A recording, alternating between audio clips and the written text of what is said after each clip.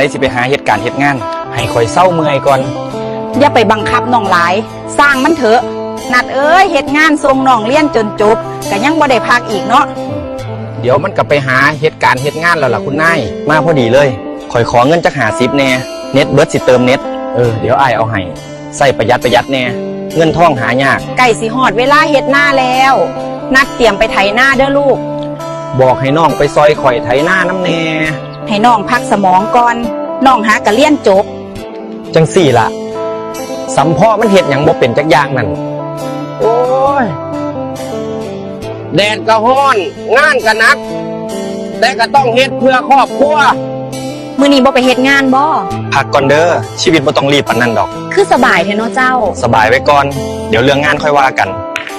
แม่ว่าสิแบ่งที่ดินให้สูทั้ง2คนนัดโตเป็นอ้ายต้องเสียสละให้น้องเด้อที่หน้าทั้งหมด50ไร่แม่สิแบ่งให้น้อง40ไร่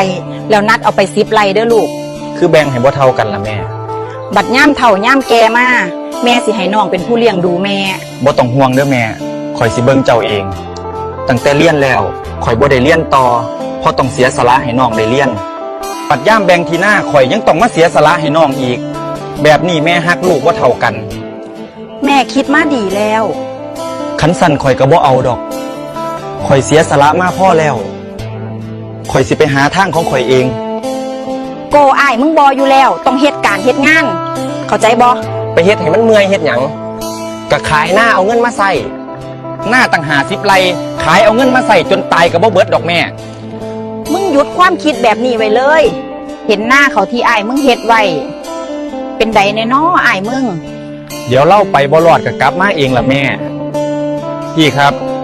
มีรับสมัครงานรปภ.บ่ครับขอโทษเด้อตอนนี้ยังบ่รับคนเพิ่ม